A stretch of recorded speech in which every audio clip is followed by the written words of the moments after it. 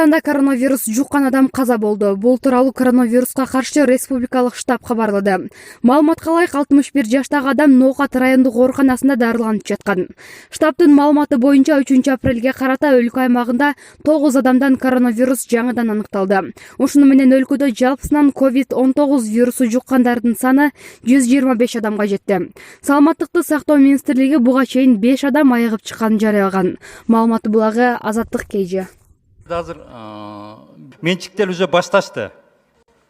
Интернетибиздин күчү, кубаты жетпейт деген сөз болуп атат азыр.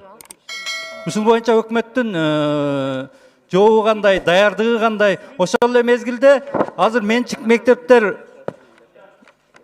мугалимдери мектепке барып пропуск ала албай атат экен.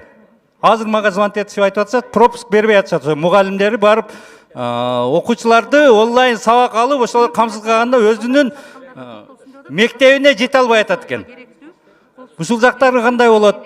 Интернет боюнча камсыз Ахнет, башка телеком ушулардын нагрузкалары жетеби? Мына бул жерде вице-премьер Асран дейт турат, ушул жооп берип койсунчу ушуга бир так. Кандай бул боюнча иштер жүрүп атат? Рахмат. Мен баяндамачыга кайрылат элем да суроо менен. Мына буга чейин Жанар Акаев мурда айтып өттү. Андан кийин Аалы мурда да ошол эле маселе менен чыгып сүйлөдү. Биз ачык айкын маалымат деген абдан жакшы пункту эмнеге алып салып атабыз?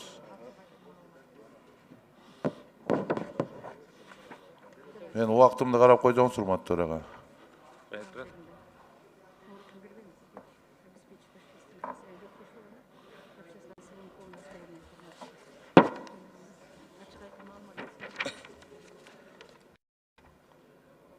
Садык Шер мырза, мына жерде 29 пунктта жазылып турат. Коомчулуктук калкты аныкталган так толук жана ачык айкын маалыматтар менен камсыздалсын деген пункт бар. Рахмат. Бирок анда мага айтсаңыз, мына өкмөт отурат бул жерде. Урматтуу өкмөт, эмне үчүн журналисттер ошол тизмеге кирбей калган?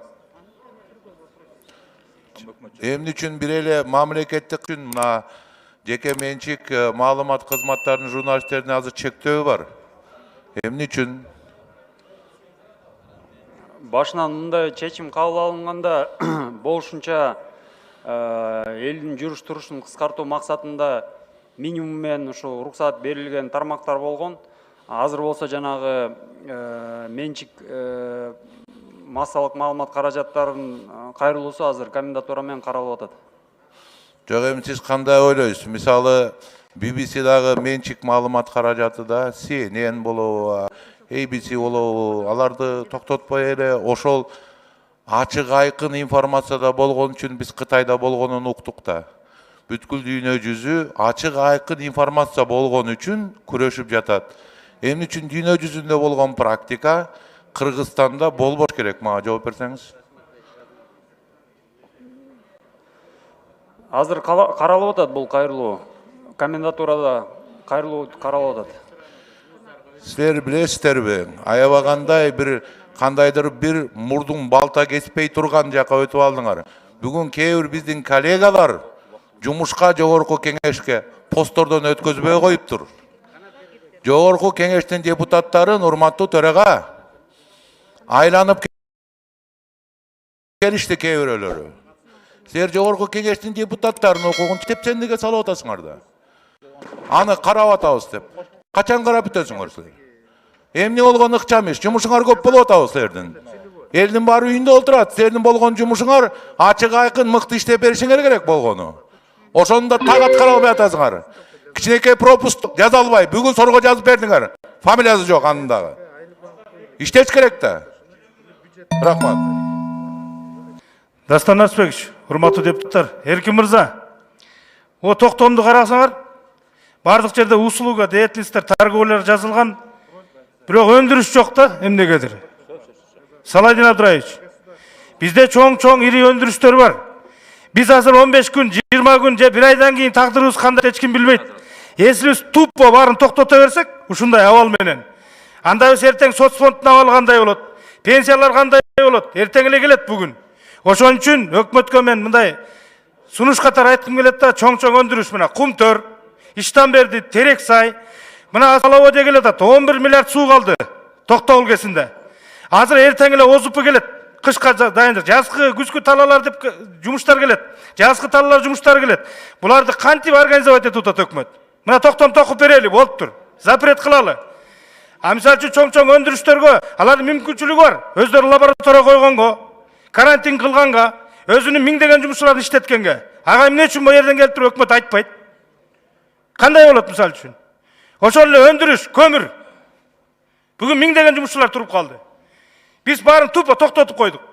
Ошолордун баарына кандай механизмдер иштеп атасыңар? Мына кантип алып келесиңер? 15 күн, 1 айдан кийин токтойт баары тең.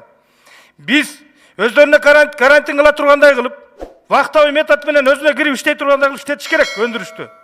Миңдеген, 2 миңдеген жумушчулар турат жөнүнө оорубай эле. Муну кандай кылабыз? Эртең мисалы үчүн кышында көмүр жок болсо кандай кылабыз? Бул жагын ким ойлоп атат? Чоң-чоң ири соодалар, ладно, алардын дагы мына Фрунзе, Глобуско окшогондор өздөрү лаборатория коюп, реактив коюп, текшерип, өздөрүнүн мүмкүнчүлүгүн мүмкүнчүлүгүн бериш керек жектебей. Чоң-чоң компаниялар, семзаводдор мына бу жерде туруп калгандар. Алардын өздөрүнө мүмкүнчүлүк бериш керек. Өздөрү сатып алабыз дегендер бар. Өздөрү карантин мойнуна карантинди алып. Рахмат. 10 секунд. Ошон үчүн урматтуу депутаттар, бул токтомду давайте мындай жакшы токтом кылып токуп берсек. Кээ эле берип калганда же сунуш кылганда эмес. Бүгүн ушундай кырдаал. Чоң рахмат. Үй ээси квартиранттарды көчөгө кууп чыкпасын деген.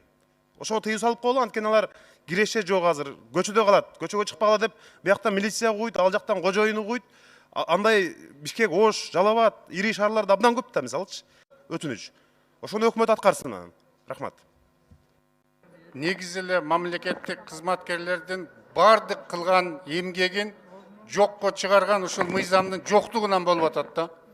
Мына коронавирус менен жакшы күрөш болду, бирок жыйынтыгына келбегенибиз себеби да ошондой. Азыр сиз туура айттыңыз, министрдин орун басары.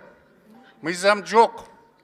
Мына азыркы мыйзамда бүгүнкү күчүндө турган 287 мына статьяда бунда бир дагы штраф сала турган нерсе жок. Ошондуктан муну күчөтүш керек. Силер азыр жаман жери. Биз эмнен кабыл алганыбызды мониторго чыгарбастан кабыл алып атабыз да, мындай болбош керек. Не только биз, коомчулук билиш керек. Бул калайык калкка керек. Калайык калктын 99,99% муну колдоп, бар ушунда тартипте турат. 0,1% айынан биз баарыбыз кыйналып атабыз. Биз ошону тартипке чакырыш керек. Бирок сиздер окуп койгула. 5 мүнөт убакыт кетет. Азыр бизди бардык жерден көрүп атат. Эмне болгондо кайсы штрафтар болот деп. Бүгүнкүгө чейин норма жок болчу. Бүгүндөн баштап мына бүгүн эле кол койдурсак президентке, түндө күчүнө кирсе эртеңден баштап мына штрафтар жүрүш керек. Биз түшүнүп атабыз, бул өтө оор болуп атат. Бирок кээ бирлери таркатып атпайбы? Бир адам 100 адам менен контакт кылып атат. 100 адам 1000 адам менен. 1000 адам миллиард сом зыян алып келип атат мамлекетке. Биз дагы 15 күн ушундай турсак, нанга акча таппай калабыз. Окуп койсун, урматтуу төрага. Ар бир статья боюнча информацияны так берет. Жанан айтып койгунчу, маска жөнүндө суроо берип калбадыбы? Көчөдө маска тагынбай жүрсө кармап алып 3000 сом же 5000 сом штраф салынат деген сөздөр жүрүп атат да. Ошого жооп берип коюңузчу. Бул боюнча ушул мыйзамда каралганбы? Ушу статья барбы, ушуда жокпу? биякта санитардык эпидемиологик эрежелерди бузуу жөнүндө бузуу боюнча жоопкерчилик каралып атат. Ошол санитардык эпидемиологик эрежелер бул өкмөттүн токтому менен бекитилет. Азыркы күндө маска кийбесең ошон үчүн жоопкерчилик каралат. Каралган жок. Өкмөттүн токтому менен каралган жок. Андай жок. Же мен түшүнбөй атам, же сиз түшүнбөй атасыз.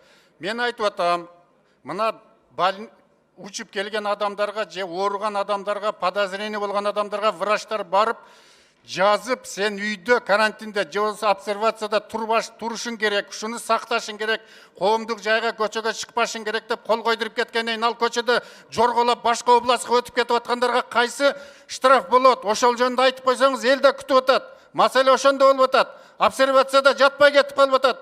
Карантинге турбай атат, элге жугузуп атат. 15 күндөн кийин продукты жок болсо элге эмне деп жооп беребиз биз? Эл эртең көчөгө чыкса эмне дейбиз биз?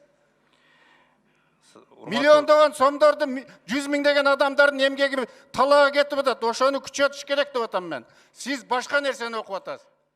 Жок, мен